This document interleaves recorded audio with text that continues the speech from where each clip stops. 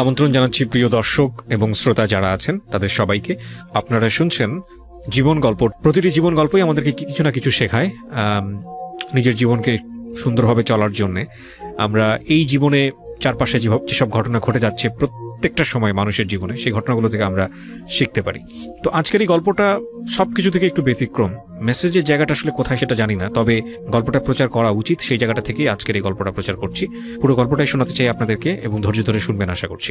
গল্প যিনি বলবেন তার সঙ্গে আমরা প্রথমে পরিচিত হব। ইন দ্য মিন টাইম আপনাদেরকে যেটা বলতে চাই, তো প্রথমে আপনার নামটা একটু বলেন প্লিজ। আসসালামু আলাইকুম ভাইয়া। ওয়ালাইকুম আসসালাম। আমার নাম তাসলিমা বেগম নীলা। বয়স কত এই মুহূর্তে? আমার এখন 31 প্লাস।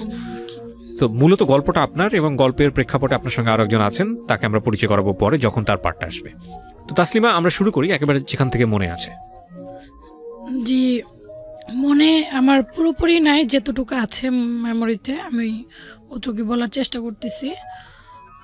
সনটা হবে আপনার 95 শেষে বা 96 শুরুতে, এরকমটা আর কি। তো তখন আমার বয়স ছিল 7 থেকে 8 বছর। আমি সম্ভবত তখন রাঙামাটিতে ছিলাম যখন আমাকে পাওয়া গেছে।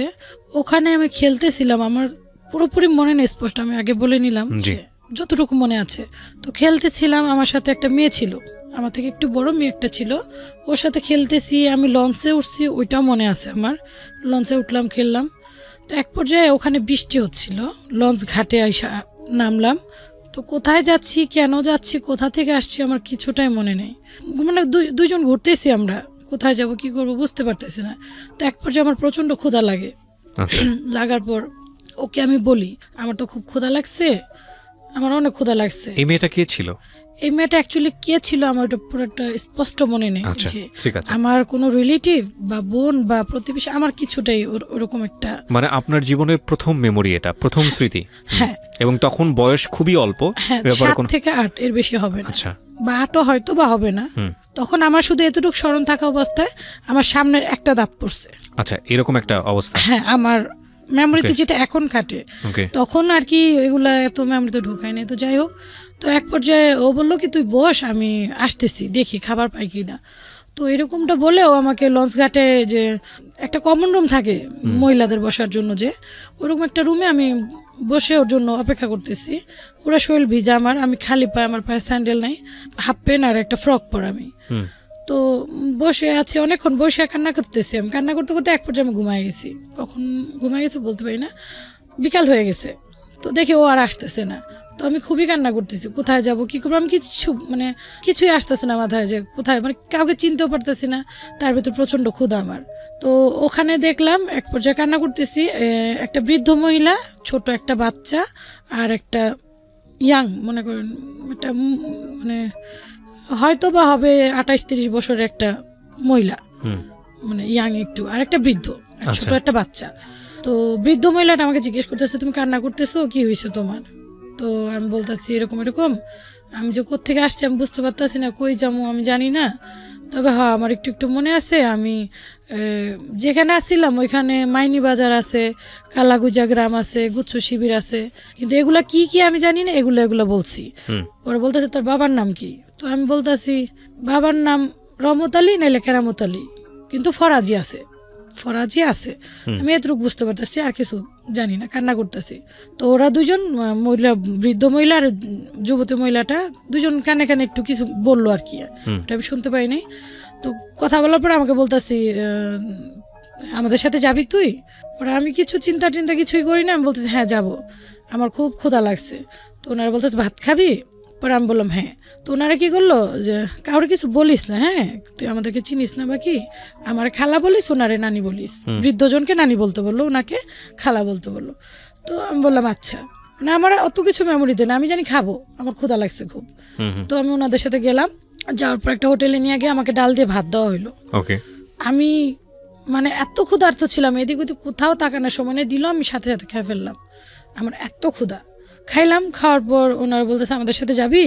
পরে না, কোথায় যাবি? পরে বলতেছে আমি জানি না তো কোথায় যাবো, আমি তো কিছুই চিনি না। বলতেছে আমার বাবার নাম এই পুরাটা মনে নেই, ফরাজি আছে এটা জানি আমি। আচ্ছা ঠিক আছে, এরকম এরকম ওগুলো ওনাদেরকে বললাম। কিন্তু বাচ্চারা হারিয়ে গেলে তো কান্নাকাটি করে, আমি কান্না করতেছিলাম। আচ্ছা, আমি কান্না করতেছিলাম, তবে বেশি কান্না করতেছিলাম, আমার প্রচন্ড ক্ষুধা লাগছে তখন। মানে আর কিছু মনে না, মানে এখনো আমার প্রায় ওই স্মৃতিগুলো নেগেটিভের মতো, মনে করেন মাথায় কেমন যেন একটা বাড়ি লাগে আমার। তো যাই হোক, ওনারা বললো কি আমাদের সাথে যাবি? তো বললাম হ্যাঁ যাবো, আমাকে বাবা মার কাছে পৌঁছায় দিবেন। কিভাবে পৌঁছাবো, কোথা থেকে আসছিস, কিছু আমরা তো কিছুই জানি না, তুই যেগুলো বলতেছিস আমরা এগুলো চিনি না বাবা। কোন জায়গাটায় হয়েছে এটা মনে আছে? এটা আমার এখনের মেমোরিতে যেটা আসে এটা সম্ভবত রাঙ্গামাটি ছিল, সম্ভবত Rangamati, I am not sure. Okay. তো ওইখানটা এরকম, তো ওনার বলে আমাদের সাথে যাবি? তো বললাম হ্যাঁ যাব, কারণ আমি যখন কোথায় যাব কিছুই জানি না, বুঝতে পারতেছি না। তো ওনার নিয়ে গেল একটা পাহাড়ি এলাকা, এরকম যে বৃদ্ধ মহিলা, ওনার মেয়ের বাড়ি ওটা, অনেক পাহাড়ি, ওইসব জায়গা আমি দেখি নাই, আনারস ক্ষেত, অনেক পাহাড়ের উপরে বাড়ি, মানে একটু ব্যতিক্রম। তো ওইখানে নিয়ে যাওয়ার পর কতদিন ছিলাম আমি, তখন ছোট ভাই, আমি তো বলে নিছি ওইটা সময়টা আমার আমি বলতে পারবো না কতটুকু সময়। ঠিক আছে, বলেন আপনি। যথেষ্ট সময় ছিলাম ওখানে থাকার পর ওরা নিয়ে গেল আপনাকে? হ্যাঁ, ওনাদের সাথে নিয়ে যাওয়ার পর। ওনারা কারা ছিল আসলে? আমি চিনি না তাদের। না, কিন্তু কারা ছিল বলতে আমি বোঝাচ্ছি যে ওনাদের আর্থিক অবস্থা কি করতো, পরিচয় জানতে চাচ্ছি আসলে। হ্যাঁ, খুব দারিদ্র বোঝা গেল। পরিচয়টা ওই যে আমাকে ওই যে লঞ্চ ঘাটে যে পরিচয় হইলো, উনি আমাকে নিয়ে ভাত খাওয়াইলো, বাস এতটুকুই। আচ্ছা, কয়দিন ছিলেন ওখানে আপনি? ওইটার সময়টা আমি গণনা করতে পারতেছি না। আমরা সিরিয়ালি যাই, স্টেপ বাই স্টেপ। তারপর হ্যাঁ, তো ওইখানে অনেকদিন ছিলাম, হয়তো বা কতদিন আমি বলতে পারবো না, ছিলাম ওনাদের সাথে। তো বৃদ্ধ মহিলাটা বললো, দেখ এটা তো মেয়ের বাসা, আমি বেড়াইতে আসছিলাম, আমি তোকে ঢাকা নিয়ে যাব, বুঝছিস? ঢাকা যাওয়ার পর তোকে এক জায়গায় দিয়ে আসবো, ওখানে তোকে লেখাপড়া করাবে, খাওয়াবে, দাওয়াবে, খুব আদর করবে, যাবি? তো আমি যেহেতু বাচ্চা, আর তখন আমার পরনে খুব পুরানো একটা জামা, তো আমি বলতেছি যে আমাকে নতুন কাপড় দিবে, বলতেছে হ্যাঁ তোকে নতুন কাপড়, অনেক আদর করবে, তোকে পড়াশোনা করাবে। তো আমি বলতেছি হ্যাঁ নানু, তাহলে তো আমি যাবো। পরে বললো শোনো, তাহলে এখানে একটা কথা আছে, কথাটা হইতেছে এই, তুমি বলবা আমি তোমার আপন নানু, আর এই যেটা যে লেডিটা ছিল সাথে ও তোমার খালা, ঠিক আছে? তুমি কিন্তু বলতে পারবা না তুমি হারায় গেছো বা কিছু, তাইলে কিন্তু তোমার গলা কেটে ফেলবো, আর পুলিশও দাঁড়ায় দেবো। আর আমি একটা কথা বলি যে আমি কিন্তু ছোট থেকে এখন পর্যন্ত পুলিশটা যথেষ্ট ভয় পাই, কেন ভয় পাই আমি জানি না। তো পুলিশে ধরাই দেবো এরকমটা কি বলতেছে, নিয়ে গলা কেটে ফেলবো, কিডনি বের করে ফেলবো, এরকম বললো। তো আমি বললাম না না, কখনো বলবো না। তো বললো মনে থাকবে তো? হ্যাঁ, কখনোই কিন্তু বলবি না। তো আমি ওইটাই ঠান দিলাম না যে না, কখনোই বলবো না, কারণ ওনারা আমাকে নিল, আদর করলো, রাখলো, কতদিন খাবার দাবার দিল ভালো। তো আমার মনে ওইটাই থাক, ওনারা বলছে। তো মাঝে মধ্যে রাত্রে কান্না করতাম বা দিনের বেলা কান্না করতাম, মানে মনে করতে চেষ্টা করতেছি কই কি, মানে আমার এখন ওইটার মনে নেই, তখন কি মনে আসছিল ওইটা আমি বলতে পারতেছি না। ওকে। তো কান্নাকাটি করতাম। তো হঠাৎ একদিন ওনারা আমাকে ঢাকা নিয়ে আসলো। আমি যেই পরিবারটা আপনাকে নিয়ে ঢাকায় নিয়ে আসলো, ওই পরিবারের কারা কারা ছিল, নাম কি মনে আছে ওনার? না না, কোনো নাম মনে নাই। বৃদ্ধ মহিলাটা আর এই যে আপনার যে একটু যুবতী মহিলা আর একটা ছোট বাচ্চা ছিল সাথে। মানে কোনো ছেলে ছিল না ওই পরিবারে? কোনো ছেলে মানুষ ছিল না? না না। আচ্ছা। যেখানে যার বাসায় বেড়াইতে গেছিলাম ওনাদের মনে হয় পুরুষ লোক ছিল। আচ্ছা। বাট আমাকে যে ঢাকায় নিয়ে আসলো, যে যখন পাইলো ওই ওনারাই আসছে আমাকে ঢাকায় নিয়ে। ওনার শুধু এই 3 জন মহিলাই ছিল। আচ্ছা। ওই বাচ্চাটাও মেয়ে ছিল, ছেলে ছিল না। ওকে। তো আমাকে নিয়ে আসলো ঢাকার একটা জায়গায়, একটা ফ্যামিলি, ওটাতে আপনার ওনারা ওই নিজ বাড়ি ওনাদের, ওখানে একটা বৃদ্ধ মহিলা ছিল, বৃদ্ধ পুরুষ ছিল, ওনাদের 4টা ছেলে বড় বড় এবং 2টা মেয়ে, ওনারা বড় বড়, একজন বিবাহিত একজন অবিবাহিত। ওকে। সরি 3টা মেয়ে আর কি, কিন্তু ওখানে উপস্থিত ছিল 2টা মেয়ে আর 4টা ছেলে। ওখানে নিয়ে উনি আমাকে দিয়ে আসলো, আর রাস্তা থেকে ভালো করে আমাকে বুঝাইলো, যদি বলিস যে আমরা তোর কিছু লাগি না তাহলে কিন্তু তোর খবর আছে, মনে কর তোর খবর আছে, মানে এরকম আর কি একটু ভয় দেখাইলো। আমি বললাম নানু সমস্যা নেই, আমি বলবো না। আমি আবার ছোট থেকে যাকে যেটা ডাকি, আবার মানে মুখের ভাষাটা খুব মিষ্টি রাখি সবসময়, ডাক যেটা বলে, তো ওনাকে নানু বলতাম। তো নিয়ে যাওয়ার পর বললো যে আপনার মানে সম্ভবত ওই মহিলা ওইখানে কাজ করতো নাকি আমি জানি না, এরকমই পরিচিত ওনাদের। বললো যে ছোট একটা কাজের মহিলা মেয়ে দরকার তো আপনাদের, আপনার বড় মেয়ে যেহেতু বাচ্চা হয়েছে, তো এই যে মেয়েটাকে নিয়ে আসছি। তো ওই বাসার যে বৃদ্ধ মহিলা, ওনাকেও আমি নানুই বলি পরবর্তীতে। তো উনি বলতেছে বাচ্চা মেয়ে, এই মেয়ে কি করবে, কি কাজ করাবো। এটা বলার পর উনি বলতেছে ছোট শিখায় পড়ায় নিয়েন, সমস্যা নেই, আমার বড় মেয়ের মেয়ে, আমার নাতিন, বলতেছে আমার নাতিন, তো বাবা অনেক গরিব, তো বরিশাল থেকে নিয়ে আসছি, তখন আমার এতটুকু কথা মনে আছে, বরিশাল থেকে নিয়ে আসছি, আমার নাতিন আপনারা রাখেন, খাওয়ান পড়েন, বাস আর বেতনের কথা এরকম কিছু বলছে, কত বাকি ওটা আমার মনে নেই। ওটা তো দিয়ে ওনারা বললো, যাওয়ার সময় বলে গেলো যে ভালো করে থাকিস, ঠিকঠাক মতো থাকিস, কয়েকদিন পর পর আইসা দেখা করুম। তো ওনাদেরকে তো আমি চিনি না। ওনারা যাওয়ার পর আমি খুব কান্না করতেছি যে একটু পরিচিত ওনারা যথেষ্ট হয়েছিল, এখন তো ওনাদেরকে একদমই চিনি না। মানে কোন একটা বাসায় আপনাকে রেখে গেল, ওনাদের পরিচিত। হ্যাঁ, রেখে যাওয়ার পর ওখানে প্রথম দিন বিকেল টাইম মনে হয় আমাকে দিয়ে গেল, ছিলাম ওখানে 2-3 দিনের মতো। থাকার পর ওনার যে বৃদ্ধ মহিলার যে বললাম 4টা ছেলে, ওখান থেকে মেজো ছেলেটা আমাকে নিয়ে আসলো, চল তোকে এক জায়গায় দিয়ে আসবো। তো আমি আবার ওই যে বৃদ্ধ মহিলাকে বলতেছি, নানু কোথায় নিয়ে যাবে? তো নানু বলতেছে যে আমার বড় মেয়ে, ওর বাসায় তোকে দিয়ে আসবো, ওর ছোট বাবু হয়েছে তো, তুই ওখানেই থাকবি, ওর তোর অনেক আদর করবে। তো নিয়ে আসলো, তখন আমাকে সাথে মোটামুটি ভালো ব্যবহারই করছে, টুকিটাকি খারাপ না। আসলাম, নিয়ে আসলো আমাকে জাফরাবাদ, নিয়ে এসে ওনার বোনের বাসায় দিয়ে গেল। তো ওখানের ফ্যামিলিটা বলি, সেটা হইতেছে যার বাসায় যে দিয়ে গেল ওইটা তো নানুর বড় মেয়ে শাইনুর, ওনার শ্বশুর বাড়ি ওইটা। আচ্ছা। তো ওনার শ্বশুর বাড়ি, উনি ওনার হাজবেন্ড, একটা ছেলে আছে আর ছোট্ট একজন আপনাকে খুঁজে পেলো বা একজন আপনাকে নিয়ে আসলো, সেও তো নানুই, বৃদ্ধ। হ্যাঁ, সে একটা বাসায় দিয়ে গেল, সেও কি নানু? সে বৃদ্ধ মহিলাটাকে আমি নানুই বলছি। আচ্ছা, তো ওই বৃদ্ধ মহিলার বড় মেয়ের বাসায় পাঠাচ্ছে। ওকে, তারপর? তো ওই বড় মহিলার বড় মেয়ের বাসায় দিয়ে গেল। তো ওইটা ওই বড় মেয়ের যে বাসাটা, ওইটা হচ্ছে শ্বশুর বাড়ি ওনার। আচ্ছা। তো ওইখানের বর্ণনাটা বলি, উনি ওনার হাজবেন্ড, ওনার একটা ছেলে আর ছোট্ট একটা বাচ্চা মাত্র ভূমিষ্ঠ হয়েছে কিছুদিন ধরে। তো তারপর আর ওনার জয়েন্ট ফ্যামিলি ছিল। আচ্ছা। ওনার ননাস ছিল, ননাসের 2টা ছেলে ছিল, একটা মেয়ে ছিল, বড় বড় 3 জন। আবার ওনার যা ছিল, জালের একটা ছেলে একটা মেয়ে, মোটামুটি ছোট বড় মিল করে। আচ্ছা। তারপর হচ্ছে আপনার এরকম আর কি জয়েন্ট ফ্যামিলি ওনার, ওনাদেরকে নিয়েই। আবার ওনাদের দেশের বাড়ি হইতেছে আপনার কেরানীগঞ্জ, ওখানে ওনার ফ্যামিলির অনেক আত্মীয় স্বজন, শাশুড়ি, তারপর হইতেছে আপনার ননদ আরো 2টা আছে, ওনাদের ঘরে ছেলে মেয়ে, এরকম অনেক বড় ফ্যামিলি আর কি।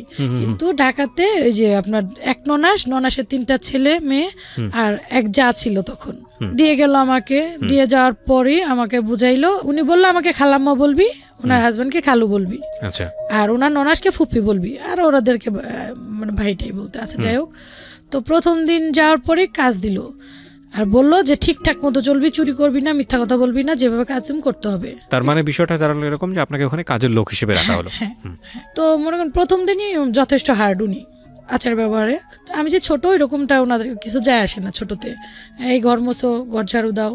ওইখানে আরেকটা কাজের মহিলাও ছিল, তখন মেয়ে ছিল একটা, ভালো কাজ করে দো, দোকানে এটা আনো ওটা আনো, বাচ্চাটাকে রাখো। মানে আসলে বাচ্চা ছিলাম তো, চেষ্টা করতাম ভুল না করার জন্য, কিন্তু দেখা যেত এক পর্যায়ে মানে ভুল হয়েই যেত আমার। ঠিক আছে, তো এরকম টুকিটাকি ভালোই মারধর করতো তখন।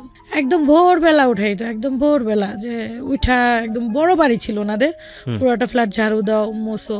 তো দেখা যেত কি আমি ঝাড়ু দিতে দিতে খাটে নিয়ে ঝাড়ু দিতে যেতাম, ওখানে যায় না ভাই, আমার চোখ লেগে যেত, আমি ঘুমাই যেতাম অনেক সময়।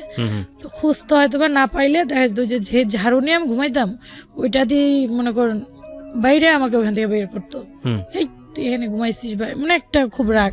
আবার দেখা যেত অনেক সময় এত ভোরবেলা, শীত, তখন শীতের দিনটাই মনে সম্ভবত ছিল, মানে এত ঘুম ধরতো, মানে বুঝতে পারতেছেন আমি যথেষ্ট ছোট তখন। আমাকে কি করতো, সকালে উঠাইতো, উঠাই অনেক কাজ করিত। উনি যেহেতু সাবেক চেয়ারম্যান বললাম আমি, তো ওনার অনেক গেস্ট আসতো। তো গেস্ট রুমে ওখানে একটা টয়লেট ছিল, আমাকে ওই ওয়াশরুমটাই যেতে বলা হইতো, যে ওনাদের পার্সোনাল কোনো রুমে যেতে দিত না। তো দেখা যেত ভাই এত মানে মজবুর ছিলাম আমি আসলে ইচ্ছাকৃতভাবে না, এত ঘুমা আসতো আমি না, সকালবেলা ওয়াশরুমে গিয়ে না আমি ঘুমাই যেতেন, মানে ওখানে ঘুমায়, দরজা লাগে না, ঘুমায় থাকতাম, আমি টিকতে পারতাম না, এত ঘুম আসতো। আবার খাবার দাবারটা এমন একটা ভালো দিত না আমাকে, যেমন খাওয়া শেষ হলে ওনাদের অল্প স্বল্প প্লাস্টিকের একটা থালা দিত, ওনার টেবিলে বা ঘরে খাইতো, আমাকে রান্না করে সবসময় পাঠাইতো। আমার ঘুমানোর জন্য খুব নোংরা একটা জায়গা দেওয়া হইতো, খুব নোংরা একটাই, মানে আমাকে একটা কাঁথা দেওয়া হইতো ঘুমানোর জন্য, একটা ছোট বালিশ, শীত লাগলে কাঁথাটা অর্ধেক বিছাইতাম, অর্ধেক গায়ে দিতাম, আর যদি গরম লাগতো আমি অর্ধেকটা বিছাইতাম, ওইটা বাকিটুকু গায়ে দিতাম। আর যখন অনেক শীত পড়তো, 2টা ওই যে চালের বস্তা আছে না, ওরকম 2টা দেওয়া হইতো আমাকে, যে ওইটা নিচে বিছা, যত ঠান্ডা না লাগে, ঠান্ডা লাগলে তো ওনাদের কাজ করতে সমস্যা হবে, তো এরকমটা চলতো। খাওয়া দাওয়া তো এরকম দেওয়া হইতো না, উনি ওনার ছেলেকে দেখতাম আদর করতো, যত্ন করতো। কিন্তু আমার চাহিদা কি ভাই, আমি যে হারাই গেছি বা কিছু, আমার মন চাইতো যে মায়ের মতো যদি কেউ আদর করতো আমাকে, বা আমাকে দেখি ওনার ছেলেকে উনি পড়াশোনা করায়, আমাকে যদি একটু পড়াইতো বা মানে একটু আদর, যে উনি যদি একটু আদর করতো আমাকে, জাস্ট এরকম একটা চাহিদা ছিল। তো দেখতাম ওদেরকে অনেক কিছু খাওয়াইতো, যেমন দুধ খাওয়াইতেছে, ডিম খাওয়াইতেছে বা নসিলা জেলি, এরকম কত কিছু, একটা বাচ্চাদেরকে কত কিছুই তো খাওয়ায়, কলা ফল ফ্রুট খাওয়ায়। তো আমি দূর থেকে না, যদি তো কখনো দরজার সামনে দাঁড়ায় দেখতাম তো রাগ করতো, তুই এখানে দাঁড়াইছিস কেন, দাঁড়াতে আমার ছেলেকে নজর দিতেছিস না, যা এখান থেকে সর। এরকম একটা কুকুরের চেয়েও অদম ব্যবহার ভাই। আমি আসলে কি আগে ভাবতাম যে টিভিতে দেখা এগুলো বার্গেনিং, এখন বুঝি, কারণ আমি যেহেতু বাস্তবতা ফেস করে আসছি শহর এখান থেকে। তো ওনার ছেলেকে স্কুলে পাঠাইতো নসিলা দিয়ে, রুটি দিয়ে, এরকম টিফিন বক্স করে টিফিন দিত। ও আসলে পরে দয়া এগুলো ধুয়ে রাখি কর। তো উনি টিফিন বক্সগুলো খুলতো, অনেক সময় দেখা যেত ও খাইছে, অনেক সময় খায়নি। তো ওটা উনি করতো যে ময়লার ঝুড়িতে ফালাই দিত। ভাই আপনারা শুনলে হয়তো ভাববেন আমি এত নোংরা, আমি ছোট ছিলাম, আমি না ওই ডাস্টবিন থেকে উঠে না ওইটা খেয়ে ফেলতাম। অনেক সময় এত ক্ষুধা লাগতো, ওনারা যেরকম খাবারটা দিত আমার পোষাইতো না, কাজ অনেক করতে হইতো। আবার একটা মানে বাচ্চাদের যে লোভটা কাজ করতো আমার ভিতরে, যে এই জিনিসটা মানে অনেক মজা, আমি একটু খাবো বা মানে একটা আগ্রহ। তো অনেক সময় দেখা যেত ওই ময়লা থেকে উঠে না আমি খায় ফেলতাম।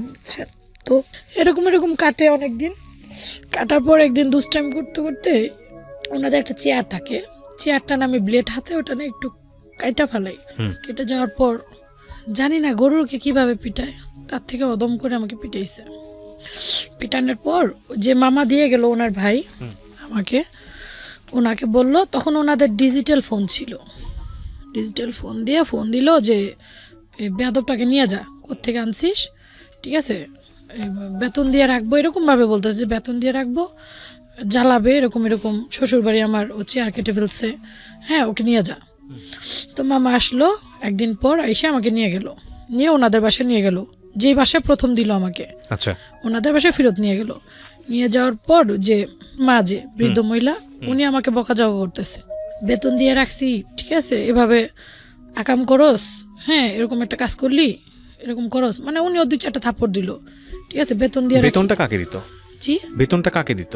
আমাকে বলতেছে, এটা আমি শুনতেছিলাম, আচ্ছা আচ্ছা, বাট আমার ওরকম ছিল না। ওকে, আমি এটা পরে বুঝতে পারি, বেতনটা দিচ্ছিল যে যারা আমাকে নিয়ে আসছে ওনারা বেতন নিচ্ছিল। আচ্ছা আচ্ছা, যারা আপনাকে মূলত এভাবে যদি বলি কুড়িয়ে পেয়েছে তারাই আপনাকে। হ্যাঁ হ্যাঁ, পরে আমি শুধু শুনি, বাট মানে কিছু বলি না, বা কেন যেন বলার সাহস ওরকম, আর যথেষ্ট ছোট, প্রশ্ন করার মতো মানে কোনো সাহস ছিল না আমার। তো পরে বললো, পরে ওই 2 মহিলাকে খবর দিল, আসলো পরে বললো যে এই নাও তোমাদের বাচ্চা নিয়ে যাও বাবা, আমি ঝামেলা জ্বালতে পারো, আমার মেয়ের শ্বশুর বাড়িতে দিচ্ছি, এরকম হচ্ছে, আর কেটে ফেলছে, হ্যাঁ তারপরে তো দুষ্টামি করে, পয়সা দিয়ে তো এভাবে রাখার মতো ক্ষমতা নেই আমগো, নিয়ে যাও আপদ নিয়ে যাও, এরকম বলতেছে।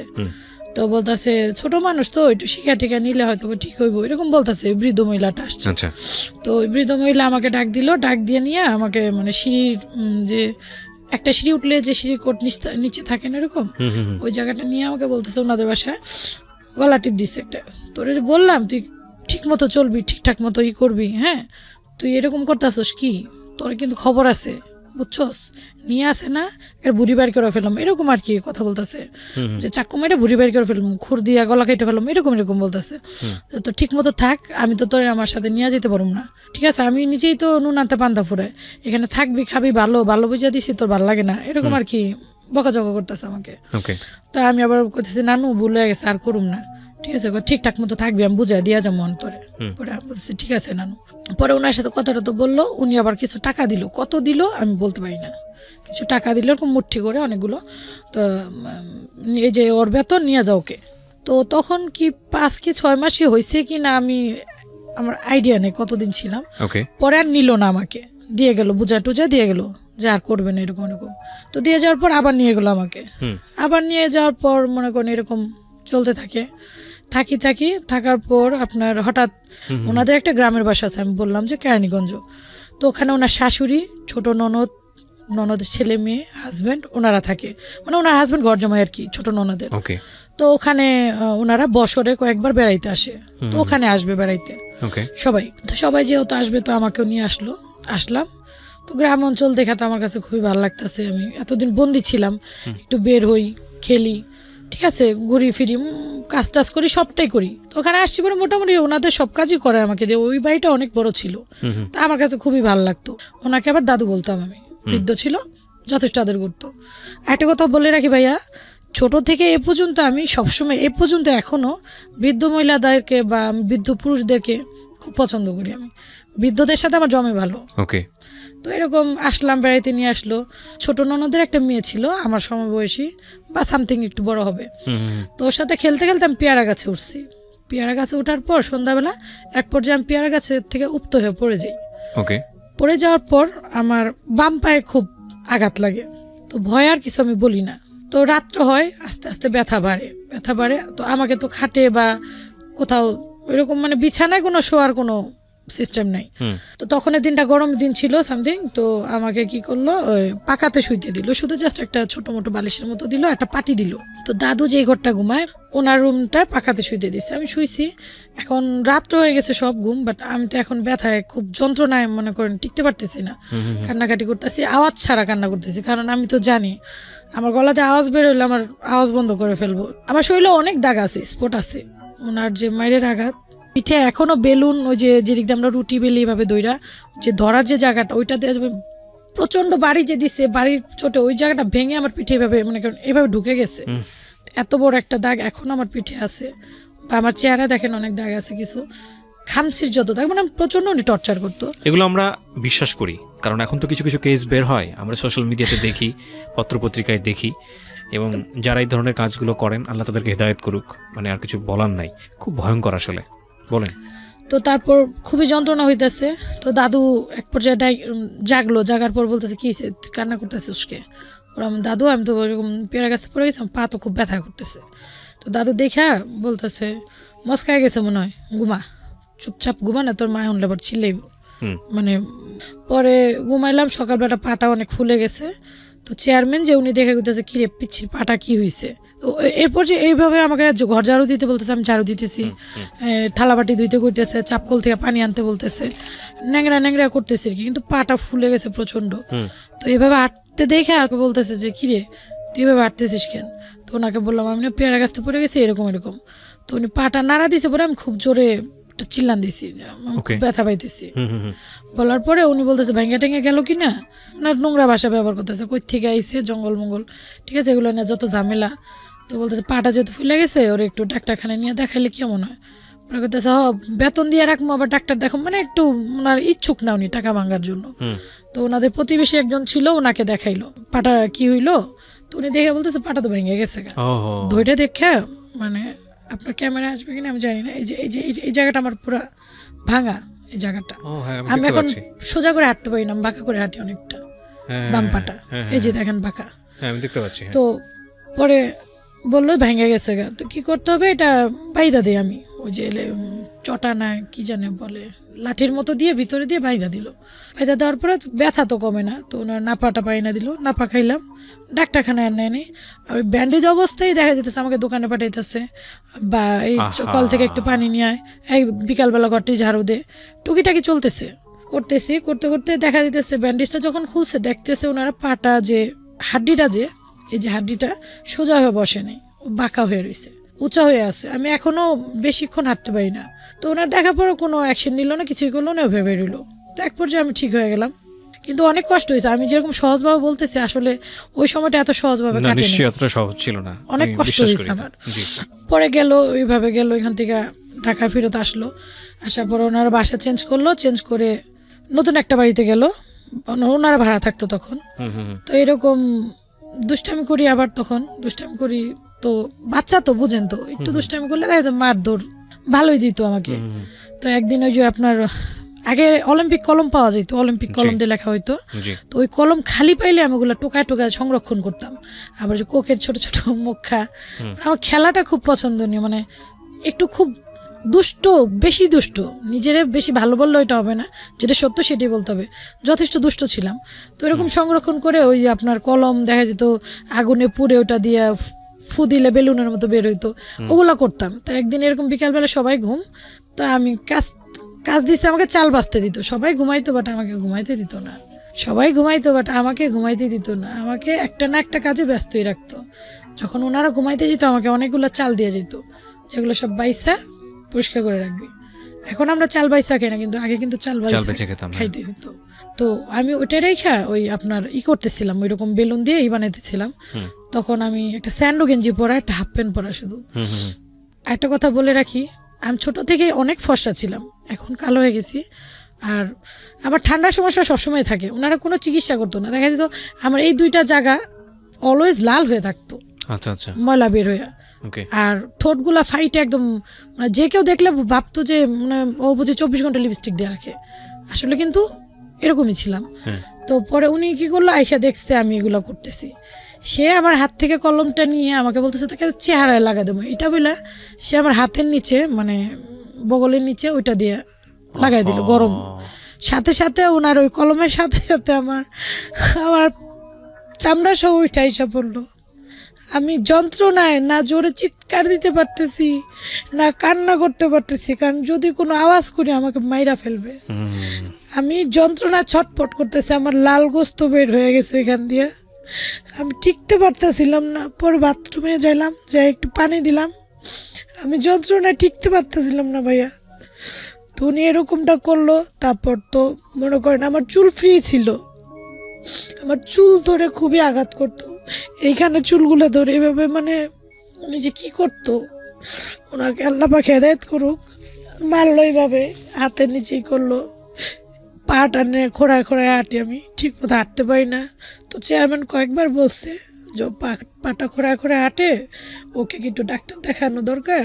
তো বলতো না দরকার নেই, আজ এরা পয়সা নষ্ট, এমনি পয়সা দেয় সেই, মানে একটু রাগারাগি।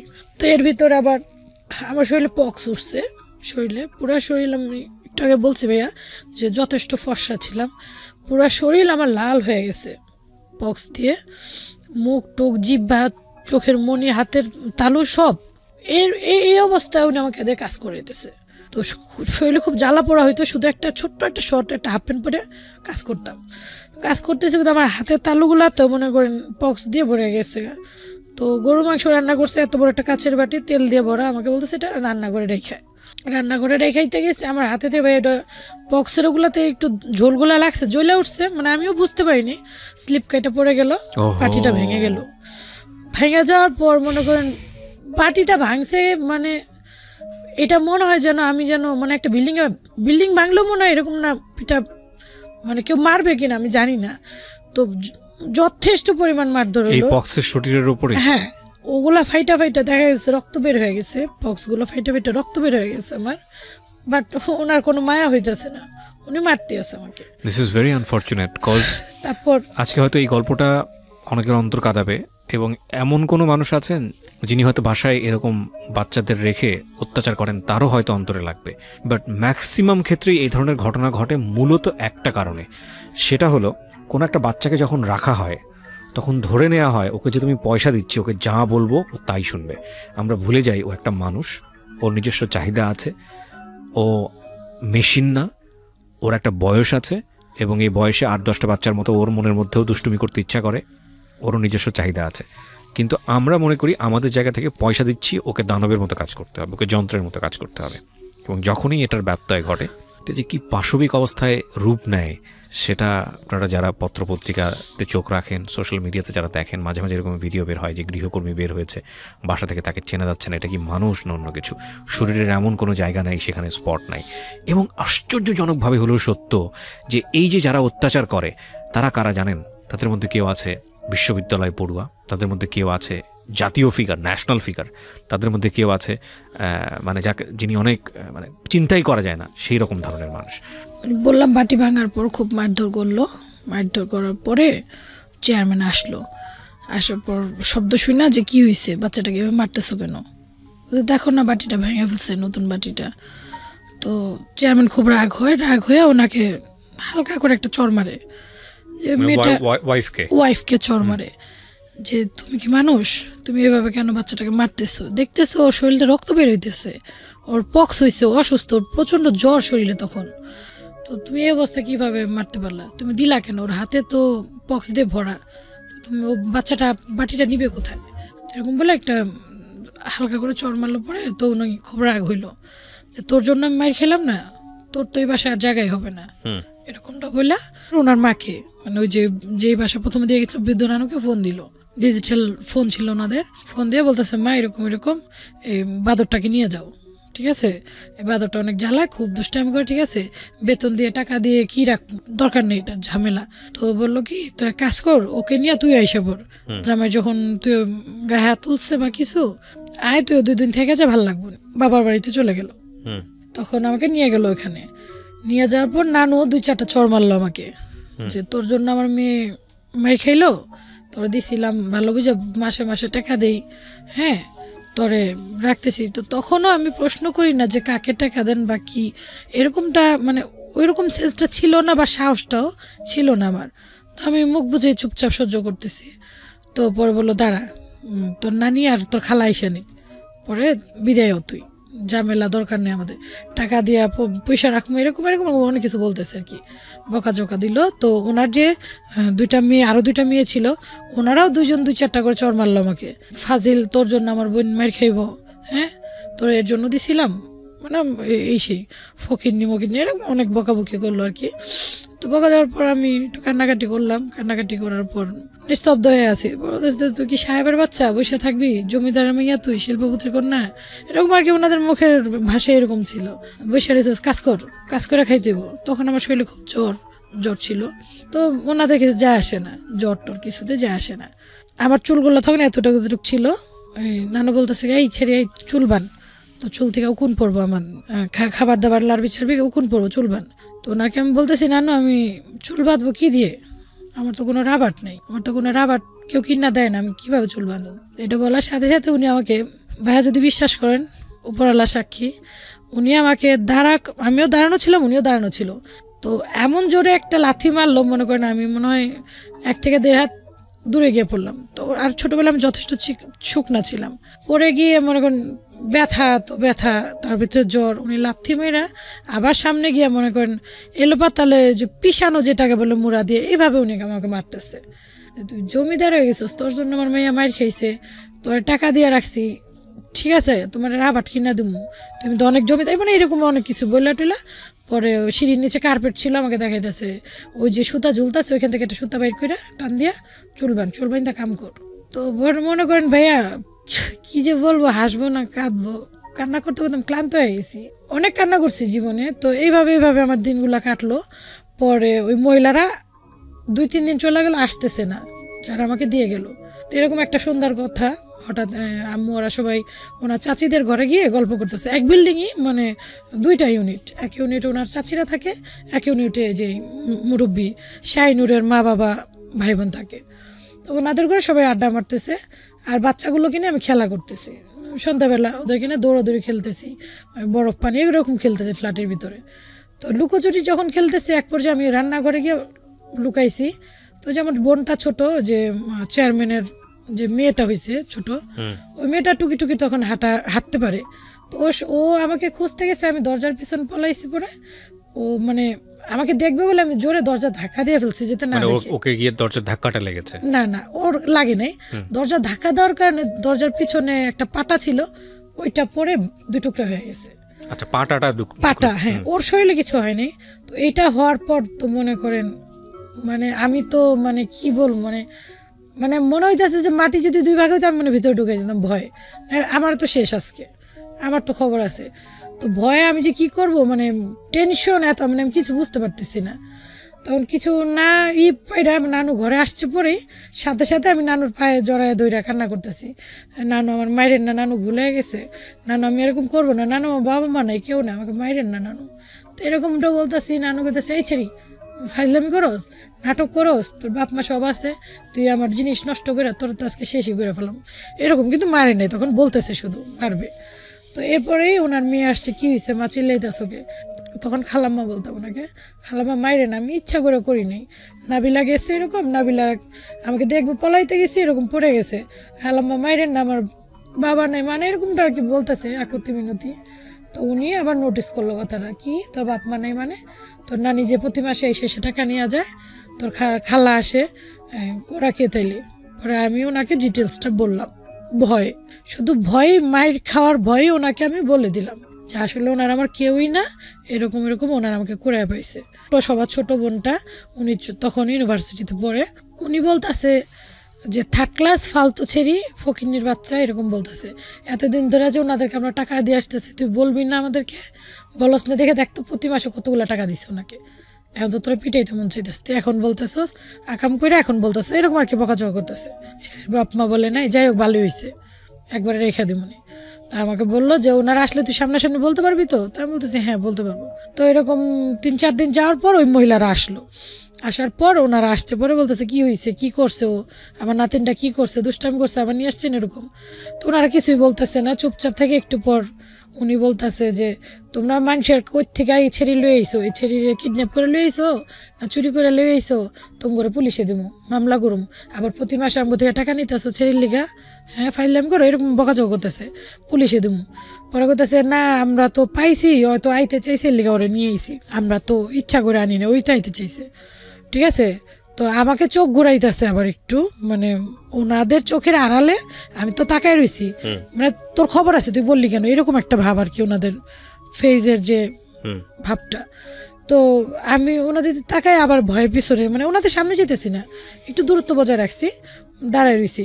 তারপর নানা বললো যে তোমরা যাও এখান থেকে, এই মাইয়া আমরা রাখছি, আমরাই রাখবো, আমরাই পালুম, ঠিক আছে, তোমরা যে এতদিন টাকা নিছো তুমগো ছেড়ে দিলাম, আর নেক্সট কোনো দিন যদি আসো এই ছেলের অধিকার কাটাতে সোজা পুলিশে দেবো, কারণ বাচ্চা তোমরা আনছো, আমরা বলতে পারলাম যে আমরা তুমি আমাদের কাছে দিয়ে গেছো, আমরা মাসে মাসে বেতন দিয়ে রাখছি, বেতনের টাকা তুমি খেয়েছো, এরকম এরকম বললো। তো বললো ঠিক আছে আমরা আর আসুন না, যা মন চায় আপনারা করেন গা। বলতেছে এই ছেলে পুলিশের কাছে দিয়ে দেবো, হস্তান্তর করে পুলিশে বুঝবো নি। তো ওনাদের কাছে এরকম বললো, ওনারা চলে গেল। ভাইয়া আজও গেল কাইলও গেল, আজ পর্যন্ত আর তো তাদের কোনো আমি অস্তিত্ব দেখি নাই, শুনি নাই, বুঝি মানে কিছুই না, আর দেখি নাই, ওনাদের চ্যাপ্টার এখান থেকেই শেষ। তো নতুন আমার একটা স্টোরি শুরু হলো যে এখন ওনাদের বেতন টেতন দিতে হবে না, প্রাইভেট প্রপার্টি যেরকমটা হয় ওরকমভাবে আমাকে ব্যবহার স্টার্টিং। তখন তো মনে করেন একটু মানে বেতন টেতন দেওয়া তো একটু যতটুকু হোক ছিল, এখন যেমন মানে টর্চারের মাত্রাটা একটু বেড়ে গেল গা, এখন যেমন আগে থেকে একটু বেড়ে গেল, কারো ধার ধারি না, মানে জবাব দেওয়ার তো কোনো জায়গা নাই, যা ইচ্ছা করতে পারি। সে লাথি মারলো, আমি কই পড়লাম, মাথা ফাটলো না কপাল ফাটলো না ঠোঁট কাটলো, মানে কিচ্ছু যায় আসতেছে না, কাজ করাইতেছে তো করাইতেছে। খাওয়া দাওয়া ওই একটা কুকুর পাললেও যেরকম 3 বেলা একটু একটু খাবার দেয়, মানে বাঁচতে পাওয়া হইলেই হয়েছে যথেষ্ট। ওনারা কিন্তু যথেষ্ট ধনী, ওনাদের কোনো কিছুর অভাব নাই, খাবার দাবার কাপড় চোপড়, মানে ওনাদের যে স্বর্ণ, মানে ওনারা নিজেরাও বলতে পারবেন না যে কত স্বর্ণ আছে। আমাকে শুইতে দেওয়া হইতো, যে ননাস বললাম একটা থাকে, ওনার হাজবেন্ড মারা গেছে, 3টা ছেলে মেয়ে বড় বড় সবাই, ওনার ঘরে থাকতে দেওয়া হইতো। ওনার ছেলে মেয়েদেরকে পড়াইলে যথেষ্ট আওয়াজ হইতো, তো আমি কান পাইতে শুনতাম কি পড়াইতেছে, কিভাবে পড়াইতেছে বা কিরকম, শুনে শুনে একা একা ঘরে বসে বসে আমি নিজে নিজে মুখে মুখে বলতাম। তো দেখা যায় তো ভাইয়া ওইগুলো শুনতে শুনতে আমার যথেষ্ট পরিমাণ রিডিং বলাটা, বা আবার ওই যে বই খাতা পুরাণগুলো ফালাই দিত, ওগুলো দেখে দেখে আমি পড়তে চেষ্টা করতাম কি লিখছে বা কি। আমি কিন্তু কখনো স্কুলে যাইনি। তো এইভাবে কাটতে থাকে দিন, যাইতে যেতে মনে করেন একটু বেশ কিছুদিন যায়, কতদিন আমি জানি না, একটু ভালো ঝরঝরা হই, বড় হই একটু। তো আমি অনেক দুষ্ট ছিলাম বললাম, তো দেখা যেত আমার জন্য কমপ্লেন আসতো। আর আমার দুষ্টামিটা হইতেছে কীরকম, আমরা যে বাসাতে ছিলাম সামনে এবং হাতের ডান পাশে 2 বাড়িতে বেল গাছ আম গাছ ছিল। তো আমার শুধু টার্গেট থাকতো আমি ওখান থেকে একটা আম পারবো, বা একটা বেল পড়ছে টোকায় নিয়ে আসবো, বা একটা ফুল ফুটছে বা একটা ফুলের চারা আছে ওইটা আইনা ওনাদের বারান্দায় লাগাবো, মানে এরকম, মানে খুবই চঞ্চল। মনে করেন আমার মনে হয়তো কি যে খাঁচার পাখি ছেড়ে দিলে যেরকম উড়ে আমি ওইভাবে উঠতাম। আবার দেখা যেতেছে ওই সদাই আনতে পাঠাইতেছে, যাইতে অনেকগুলা বিল্ডিং পরে গল্লির ভিতরে, ধানমন্ডিতে বড় হয়েছি, আসতে মনে করেন অনেকগুলা কর্নিং বেল পরে, ওই দেখা যেত দুষ্টামি করতে করতে প্রত্যেকটা বাড়ির একটা করে কর্নিং বেল টিপতে এমন ভাবে হাঁটতাম আমি কিছু জানি না। তো দুষ্টামি করতাম, এনজয় করতাম, এগুলাকে ভালো লাগতো। আর আমার সাথে তো খেলার মতো কেউ ছিল না, ওনাদের ছেলে মেয়েদেরকেও যথেষ্ট মানে খেলার যে সময় থাকতো দিত না, একটু একটু, মানে ওনারা বলতো যে ওর কেউ নাই। এক প্রকার আমাকে মানে গালিও দিত একসময়, বাস্টার্ড বলে। এটার মিনিংসটা আগে যখন দিত তখন বুঝতাম না, পরবর্তী থেকে বুঝি যে ওর কোনো স্টেশনে ভালো না মন্দ, ওর সাথে কি খেলবে এরকম বয়ান করতো। তো খেলতেও দিত না। তো দেখা যেত আমার মনেরা যে আমি একাই, 2টা বোন, একটা বোন ম্যারিড ছিল, তো ওনার 2টা বেবি হয়েছে, 2টা যমজ মেয়ে হয়েছে।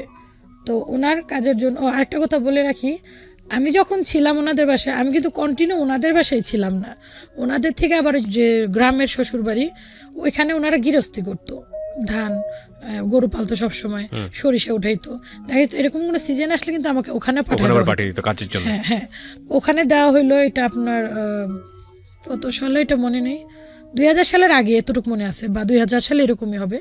তো ওইখানে দেওয়ার পর ওখানে তো ভাইয়া প্রচুর টর্চার, এখান থেকে মনে করেন ডবল টর্চার ওইখানে। এখানে যা জয়েন্ট ফ্যামিলি ছিল দেখা যেত, কেউ টুকটা কিছু আনলেও দেখা যেত এটা টুক খাওয়া দাওয়া মোটামুটি চলতো, ওইখানে ডবল টর্চার চলতেছে আমার উপরে, ডবলের উপরে ডবল, খুবই মারধর।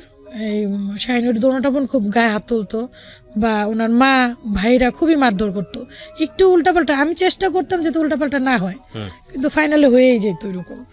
তো এরকম করতে করতে একদিনের কথা, একদিন বাথরুম ধুইতে দিছে আমাকে, আমি ধুইতেছি, বাচ্চা তো আমি তখন ছোট, তো ওই যে ব্যান্টিনার দিয়ে হইতেছে ওনার চাচিদের সাইড, তো আমি ওই ব্যান্টিনার দিয়ে পানি ঢাইলা ধুইতেছি, খেলতেছি আমি, আমার ওইটা ধ্যান নেই যে ওই পাশে পানি চলে যাবে।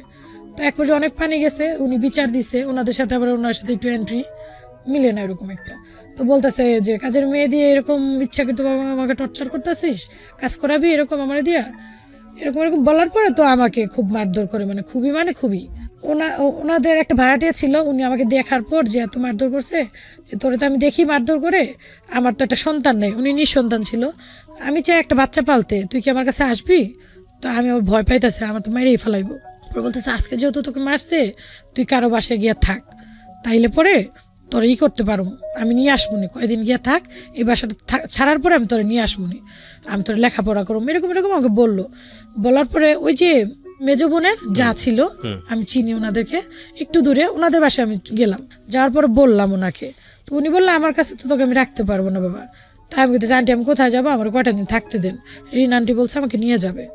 তো এটা বলার পর উনি ওনার বাসায় আশ্রয় দিল, খবর দিল যে তোদের কাজের মেয়েটা এখানে এসে পড়ছে, নিয়ে যা। ফাসলে আপনি নিয়ে আসছেন, জালকে বললো ঠিক আছে, খাবার দিতেছি, কাপড় চোপড় দিতেছি, এত সহানুভূতি দিতেছি, তারপরও ও এরকম বেমাইন্ডা করলো, আর আপনারা সাহায্য করলেন, রাখেন আপনি, লাগবো না আমাদের কাছে।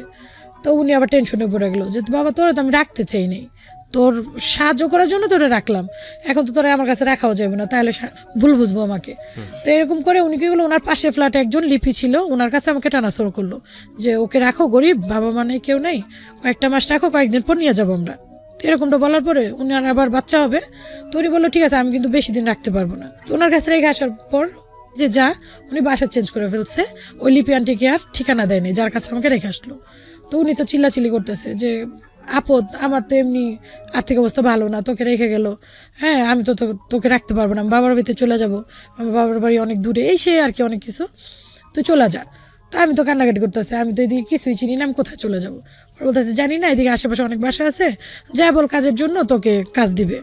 তো এরকমটা বলার পরে আমাকে সন্ধ্যাবেলা বাসা থেকে বের করে দিল, আমি তো কান্নাকাটি করতেছি, তারপরেও বের করে দিল যে দেখ কোথাও কাজ পাবি, আমি সকাল ভোরে মার বাসায় চলে যাবো, আমার ডেলিভারির সময় চলে আসছে, মার বাসায় আবার ফেরত আসি। আসার পর হাতে পায়ে ধরে কান্নাকাটি করি যে ভুল হয়ে গেছে, আমাকে আবার রাখেন। হ্যাঁ রাখেন, মানে যে প্রত্যাশায় আপনি বের হয়েছিলেন বাড়ি থেকে, আসলে সেটা হয় নাই, উনি আর নেয় নাই আপনাকে? না, আমাকে নেয় নাই। হাতে পায়ে মাপ চাওয়ার পর উনি বললো তুমি যেখানে কাছে তোমাকে দিয়ে আসবো। তো তখন বাচ্চাদের যত্ন টত্ন সবই আমার করতে হইতো, কাঁথা কাপড় ধোয়া হইতো, এভরিথিং আর কি। তো ওরা মোটামুটি ঝরঝরে গেছে, তুমি চলে যাও। চলে যাওয়ার পর যে ওনার ননাস বললাম, ওনার ননাসের ছেলে টেলে সব সহ আমাদেরকে গ্রামে পাঠাই দিল, গ্রামে মানে সেটেল হয়ে গেলাম আমরা গ্রামে, কেরানীগঞ্জে। তো ওখানে আসার পর মানে একটা পরিবারের পুরো দায়িত্বটাই আমার উপর, রান্না বান্না হইতে এভরিথিং মানে ইন টোটাল সবই আমার উপর ডিপেন্ড। তো ওইভাবে চলতে থাকে, চলতে মানে একটু বড় হই, তখন আমি ভালোই বড় হই, একটু মন জিনিসটা বয়সে যেটা হয় বয়সন্ধিকাল, হ্যাঁ, আমার শরীরও মোটামুটি ভালো পরিবর্তন আসে, শরীরের গঠন। তো যাক ভালোই বড় হই আমি, তখন মানে সবার সাথে মিশতে মন চাইতো, কিন্তু আমাকে কারোর সাথে মিশতে দেওয়া হইতো না। তো এমন অবস্থায় চাচতো ভাই ছিল পাশেই, উনি বিয়ে করে, তো ওনার ওয়াইফের সাথে আমার রিলেশনটা খুব ভালো হয়, আমার সমবয়সী ছিল তখন, 2004 সালে সম্ভবত আমরা ঢাকা থেকে আসছি, আর রিলেশনটা হয় 2006 সালে। তখন আমার 16 বছর বয়স সম্ভবত। তো এরকম অবস্থায় ওর সাথে রিলেশনটা ভালো, আবার চাস্তো বোনের সাথেও সম্পর্ক ভালো। তো ওনাদের সাথে আমাকে মিশতে দেওয়া হইতো না, রাগ করতো ওনারা যে মানে বাসা থেকে বের হবা না, মানে ওনাদের কাজ করো কিন্তু কারোর সাথে মিশামিশির দরকার নেই। আমি যে বড় হয়েছি, যুবতী হয়েছি, তো আমার নিজের একা দায়িত্বে নিজেকে মানে সতী রাখতে হয়েছে, অনেক কষ্ট হয়েছে আমার। এখানে অনেক আত্মীয় স্বজনরা মনে করেন অনেকভাবে আমাকে চেষ্টা করছে, অনেকভাবে আমি বিশ্লেষণ দিতে গেলে অনেক সময়। তো আমরা বুঝে নিব আর কি, মানে যেভাবেই হোক না কেন আল্লাহ আপনাকে সেভ করেছেন, সেভ করছে। কারণ একটা মানুষ, একটা মেয়ে যার সে অর্থে ব্যাকআপ দেওয়ার মতো কেউ নেই, সে অর্থে ফ্যামিলি ব্যাকগ্রাউন্ড নেই, এরকম একটা মানুষ এরকম একটা পরিবেশে বড় হচ্ছে, সেখানে কি ধরনের সমস্যা তাদের হতে পারে আমাদের দর্শক যারা আছে, শ্রোতা যারা আছে তারা বুঝে নেবে। হ্যাঁ, ঠিক আছে। জি, তো অনেক কষ্ট করে নিজেকে আমি সবসময় আল্লাহর কাছে বলছি, আল্লাহ আমি সৎ রইলাম, তুমি দেখতেছো আল্লাহ, সতের ফল অবশ্যই তুমি নাকি সতী নারীদের নাকি সবসময় জয় হয়, আল্লাহ আমি তোমার কাছে এইটাই চাই। তো একটু ধার্মিকতার কাজ করতো, ওনার নামাজ পড়তে দিতে চাইতো না আমাকে, যে সময় ব্যয় হবে, রোজা রাখতে দিত না, যে কাজে যেত মানে কোনো বিলম্ব না হয়। তো তারপরও আমি না খাইয়া অনেক সময় চেষ্টা করতাম রোজা রাখার জন্য। এভাবে চাস্তো ভাইয়ের ওয়াইফের সাথে মোটামুটি রিলেশনটা আমার ভালো হয়ে যায়। তো ভালো হওয়ার পরে তো একদিন হঠাৎ এরকম ওনারা, মানে যখন আমি বড় হই তখন আরেকটা কথা না বললেই নয়, এক রিলেটিভ ছিল আমাকে খুব পছন্দ করতো, তো আমাকে প্রপোজ করার পর কোনো আনসার দিই না আমি, মানে আবার নাও বলি না, তো মানে বন্ধুর মতো থাকতে পারে এরকমটা বলি। তো ছেলেটা আমাকে যথেষ্ট লাভ করতো, ওইটা আমার লাইফে ফার্স্ট লাভ ছিল ভাইয়া, আমারও খুব ভালো লাগতো। তো তারপর আর কি ওই ওনাদের বাসা থেকে গেলে একদিন সন্ধ্যার ঘটনা, বাসা থেকে বের হয়েছি, একটু রাস্তায় কারেন্ট ছিল না, এর জন্য ওনারা খুব নোংরা ভাষা গালাগালি করছে।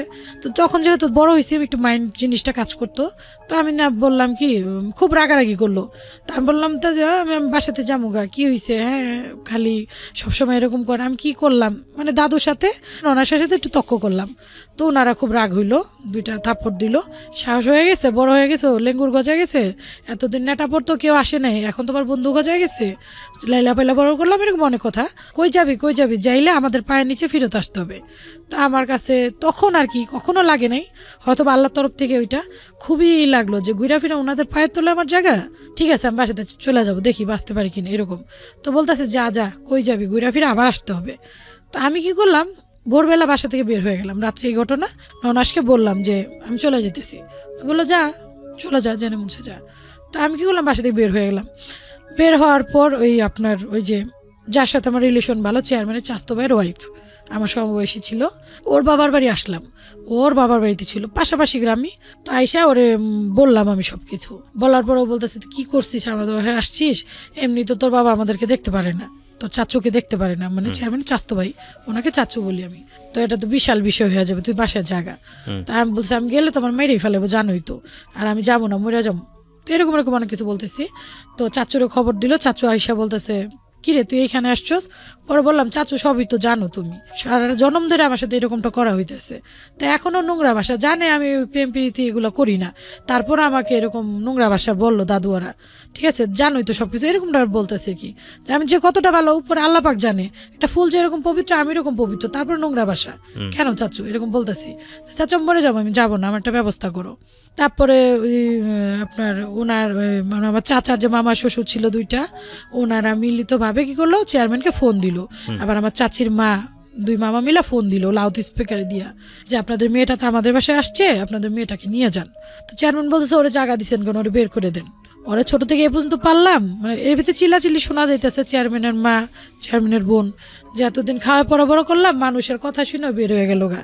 মানে ওনারা ইলজাম দিতেছিল আপনার চাস্তো ভাইয়ের ওয়াইফ চেয়ারম্যানের, আর চেয়ারম্যানের চাস্তো বোন কুলসুম, ওনার উপরে আর কি ইলজাম দিতেছে যে ওনারা বুঝি আমাকে বের করছে, আসলে কিন্তু না, একদম মিথ্যা কথা। আমি নিজের মর্জিতে আমি বের হয়ে গেলাম। পরে যাই হোক এভাবে অনেক কিছু হইলো, ওনারা বললো যে না, চেয়ারম্যান বলতেছে না আমরা নিব না, ওকে বের করে দেন, ও যে এখানে মঞ্চে চলে যাক, আমরা ওর জিম্মা নিব না, অনেক পালছি, বিনা স্বার্থে অনেক পালছি ওরে, এরকমটা বললো। তো চেয়ারম্যানের সবাই মোটামুটি ভালো জানতো। তো চেয়ারম্যান আপনার চাচার যে মামা শ্বশুর, উনি বলতেছে লোকটা এরকম, ভালো জানতাম। তো যাই হোক মেয়েটাকে ফালাই দিব, কতটুকু আর খাবে, আমাদের বাসায় থাক। আচ্ছা, তা আমাকে ফোনে চাইলো উনি চেয়ারম্যানের, তো আমি ধরলাম লাউড স্পিকারে দেওয়া। তো উনি বলতেছে মানুষের কথা বের হয়ে গেছিস, কত ধানে কত চাল তুই বুঝবি, বাইচা থাকে দেখাইস এরকমটা। তো তো বলার পর আমি কান্নাকাটি করলাম যে কি করব, যে আমি বাসা থেকে চলে যাব।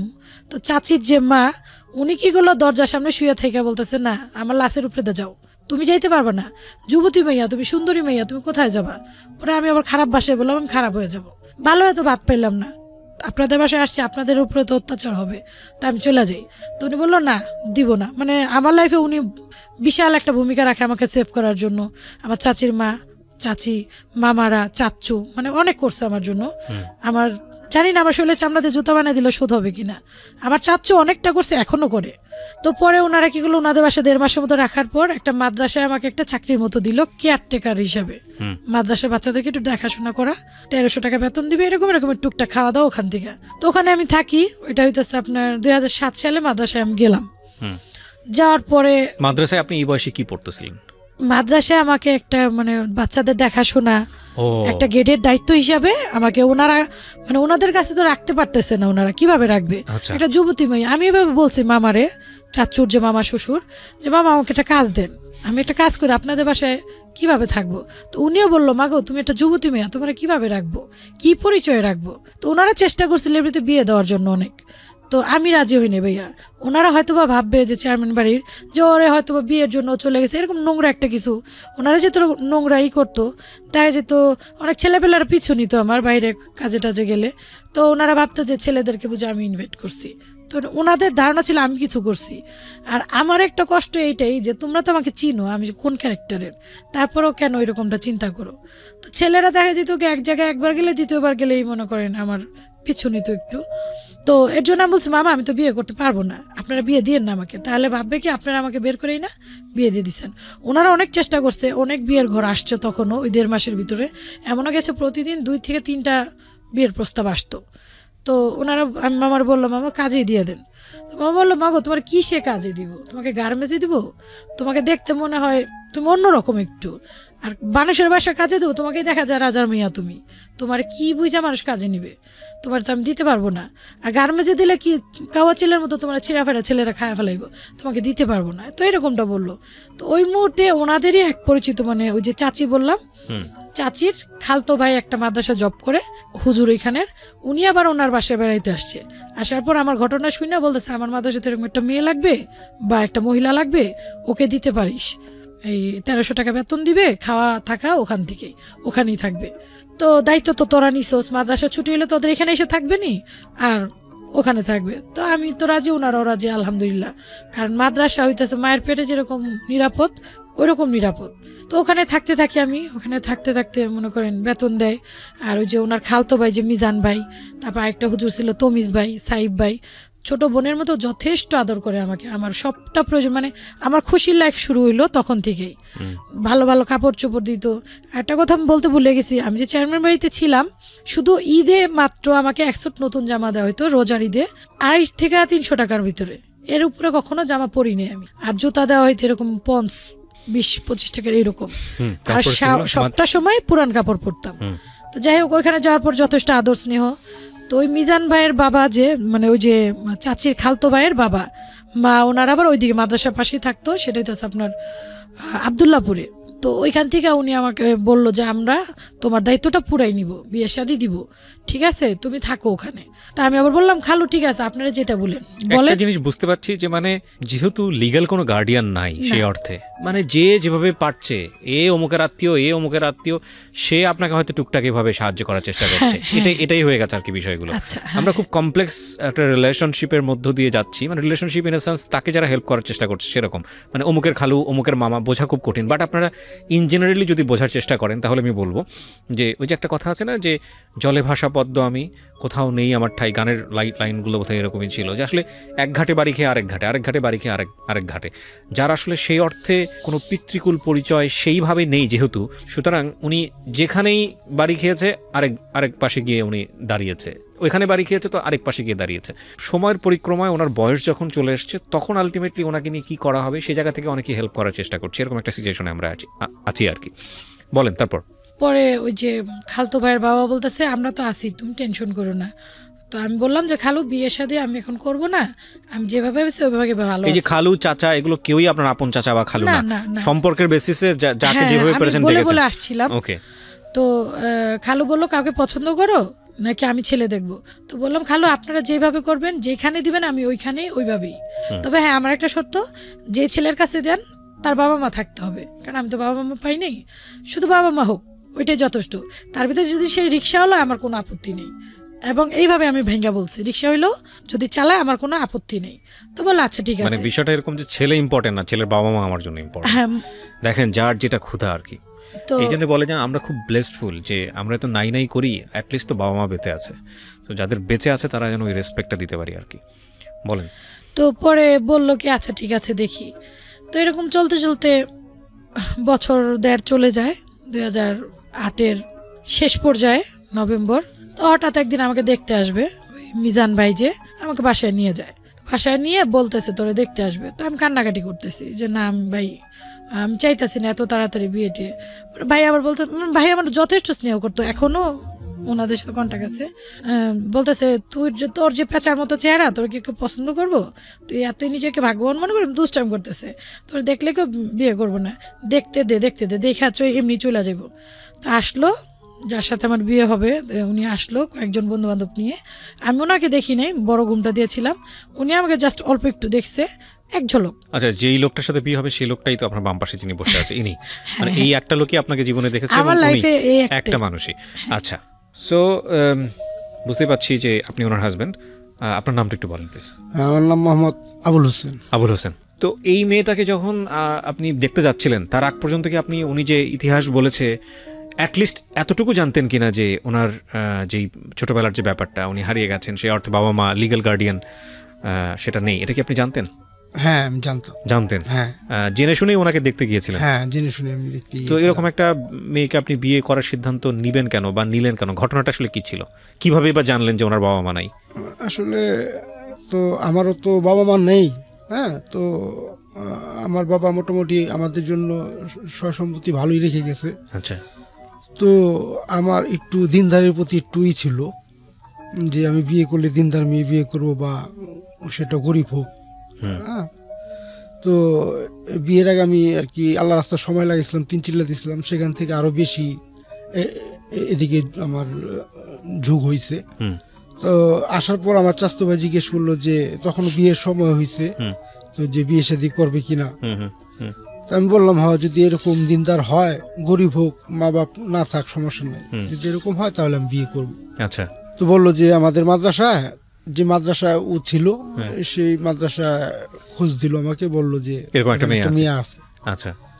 তো পরে আমি আমার 2 বন্ধুকে নিয়ে আমি গেলাম, একদিন ডেট হইলো। ডেট হওয়াতে ওখানে গেলাম।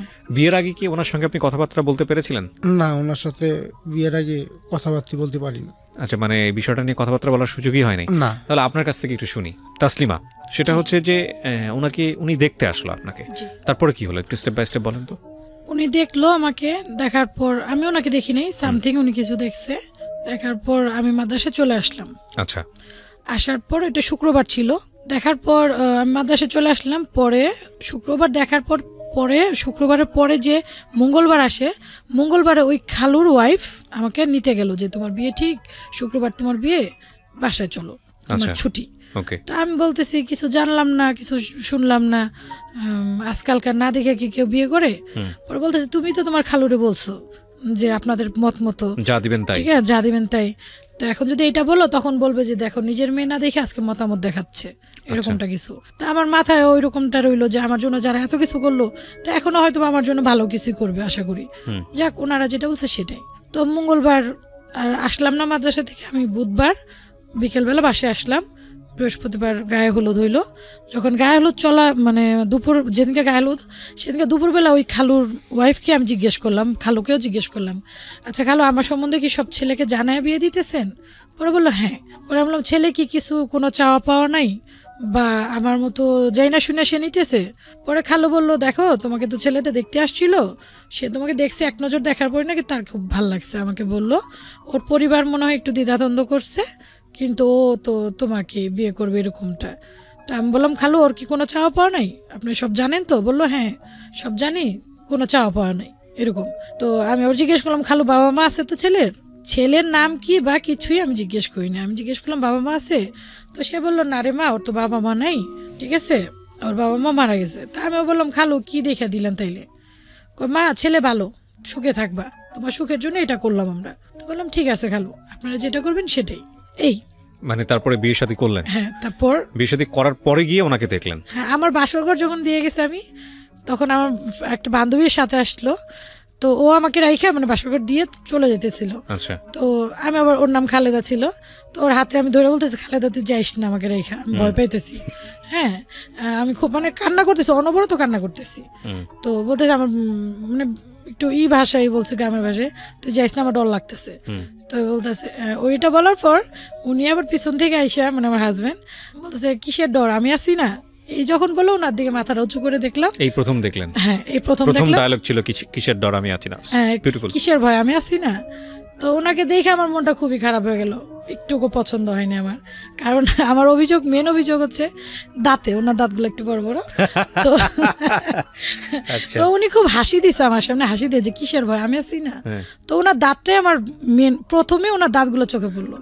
তো আমি তো খুব কান্না করতেছি। তো উনি আমাকে প্রশ্ন করলো কান্না করতেছেন কেন, কি হয়েছে, আমাকে কি আপনার পছন্দ হয় নাই? তো আমি ডিরেক্টলি বলছি না, না আপনাকে আমার পছন্দ হয়নি। তো উনি জিজ্ঞেস করলো, কারণ জিজ্ঞেস করলো, তো আমি বলছি যে আপনার দাঁতগুলো বড় বড়, আপনি কালো, আমার কালো মানুষ একটু ভালো লাগে না।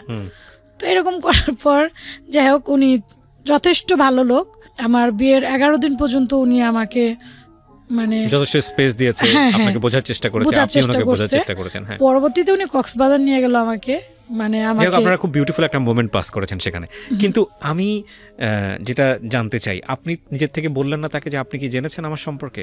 হ্যাঁ, এটা পরে হয়েছে আমার। আচ্ছা, পরবর্তীতে ওনাকে মানে যথেষ্ট ওনার সাথে, যে কক্সবাজার কথা বলতেছিলাম, ওইখানে যাওয়ার পর মোটামুটি ওনার সাথে একটা ফ্রেন্ডশিপ হয়েছে। উনি আমাকে বলছে যে আমরা আগে ফ্রেন্ড হই, তারপরে স্বামী স্ত্রী হব, সমস্যা নেই। তো ওখানে যাওয়ার পর বিচে গেলাম, বিচে যাওয়ার পর দুজন লং টাইম ছিলাম ওখানে, কথাবার্তা বলতে বলতে এক পর্যায়ে ওনাকে জিজ্ঞেস করলাম যে সব কিছু কি জানেন? বললো হ্যাঁ, তোমার বাবা মা নাই, চেয়ারম্যানের কাছে বড় হয়েছে শুনলাম। এই পরে ওনার আমার লাইফ স্টোরিটা কিছু কিছু বললাম, সংক্ষেপে বললাম। আমার আরেকটা জিনিস ভয় লাগতো যে এত মানে আমি যে আমার স্টোরিটা বললাম, আপনারা শুনলেন যে একদম নিম্ন থেকে, মানে একটা সুইপারেরও দাম থাকে, আমার ওইরকমটা দাম ছিল না। মানে রাস্তার একটা পাগলকেও মানুষ দয়া করে খাবার দেয়, আমার ওইরকমটা ছিল না। মনে মনে ভয় লাগতো, ও যদি ডিটেলসটা জানে হয়তো আমাকে ছোট করে দেখবে। তো আমি না বলতাম না না, চেয়ারম্যান আমার খুব আদর করতো, এরকমটা বলতাম। তো আস্তে আস্তে যখন ওর সাথে আমার একটা আন্ডারস্ট্যান্ডিং ভালো, বন্ডিংটা খুব ভালো হয়ে যায়, তখন আমি ওর সাথে শেয়ার করি যে আসলে এইভাবে আমাকে এরকম টর্চার করছে। বা কক্সবাজার যাওয়ার পরে আমার আরেকটা সমস্যা দেখা দেয়, টিউমারের সমস্যা। তখন ও বলে, ডাক্তারখানা নিয়ে আসার পর বলতেছে এটা তো নতুন না। তো ডাক্তারকে আমি বলি এর আগে আমার 8 বার হয়েছে এরকম, এইবার মানে 9 বারের বার, এটা হয়তো বিয়ের পরে একটা মানে টিউমার পাকতো, গলতো, ফোড়ার মতো অনেক বড়। পরে মানে ও জিজ্ঞেস করলো আমাকে যে এটা কিভাবে 8 বার হয়েছে তোমার, বলতাছো চিকিৎসা হয় নাই? তখন যেমন টুকিটাকি করে বলা যে আসলে আমাকে ওইভাবে যত্ন নিত না, এই সেই এরকম করতে করতে পরবর্তী ও সবটা জানে। এখন যখন পুরোটাই জানলো যে তখন উনি কি বলতো? তখন উনি ওই যে আমি তো চেয়ারম্যানের যে চাস্তো ভাই, ওনাদের বাসায় যাতায়াত করি, নায়র নেয় ওনারা, বা যথেষ্ট পরিমাণে হেল্প করে আমাকে, অনেকটা হেল্প করে, বা সবকিছুতে। মানে একটা মেয়ে মার বাড়িতে যেরকম নায়র যাতায়াত করতে হয়, ওনারা মানে ওনারও ওয়াইফ ওই সাপোর্টটা ওনারা দিত আলহামদুলিল্লাহ। কিন্তু ওনার ওপিনিয়নটা কি ছিল? উনি কি বলতো এগুলো যে বিষয়গুলো যখন ওনাকে বললেন? ও যখন শুনছে তো তখন খুব ক্ষেপে গেছে, বলছে ওদেরকে ধরে মাইর দিতে হবে, ওদেরকে মাইর দিব। বা কেন আপনার প্রতি কোনো অবহেলা করেনি? আমার জায়গাটা হচ্ছে এটাই। আমি যদি আপনার কাছ থেকে একটু জানতে চাই, আবুল তো নাম না? জি, আবুল ভাই, সেটা হচ্ছে যে আপনার ওয়াইফ সম্পর্কে আপনি যখন এগুলো পুরোপুরি জানলেন বিয়ের পরে, সেটা ঠিক আছে, কিন্তু আজকে উনি যেভাবে বললেন আমাদের এখানে অনুষ্ঠানে, এত বিস্তারিত কি জানতেন আপনি? হ্যাঁ, আগে থেকেই জানতেন? জানতাম। আচ্ছা, ঠিক আছে, আলহামদুলিল্লাহ।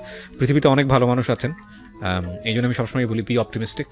আসলে আমরা যেন কখনো নিরাশ না হই, যত অবস্থাই খারাপ হোক না কেন। কারণ একটা ভিডিও ক্লিপ আমি আমার এই অনুষ্ঠানের শেষে গিয়ে আপনাদেরকে দেখাবো, এটা দেখলে আপনার মন ভালো হয়ে যাবে। তার আগে আমি একটু ইন্টারাপ্ট করে রাখি। এই ভদ্রমহিলা প্রথম যেদিন আমার কাছে আসেন পুরো ফ্যামিলিটা নিয়ে, তখন উনি কোনোভাবেই রাজি ছিলেন না ওনার ফেসটা দেখানোর জন্য এই মানুষের কাছে, এবং সেই অবস্থায় আমি একটা ভিডিও করি ওনার ফুল ফ্যামিলি সহ। কারণ আজকে যখন আমি এই রেকর্ডটা করছি তখন ওনার পুরো ফ্যামিলি আসা সম্ভব হয়নি, এবং ফেসটা দেখানোর পেছনে, উনি কেন ফেসটা দেখাচ্ছেন সেটার পেছনে অনেক যুক্তিযুক্ত একটা কারণ আছে, সেটা আমরা শেষে একেবারে অনুষ্ঠানের শেষে গিয়ে রিভিল করব। আর ওনার ফ্যামিলিটা দেখলে আপনারা খুশি হয়ে যাবেন। কেন বলছি, শেষের দিকে ক্লিপসটা থাকবে, আপনারা অবশ্যই দেখবেন। জি বলুন, আপনি ওনার সাথে সবকিছু শেয়ার করলেন, তারপর শেয়ার করার পর আমি তো খুব কান্নাকাটি, মানে শেয়ার করতে গেলে মনে হয় যে আমি যেন ওই জায়গাটা চলে গেলাম। আমি আপনাদেরকে আবারও বলতেছি যে আমি এখানে অনেক ঘটনাই সময়ের কারণে ডিসকাস করতে পারিনি।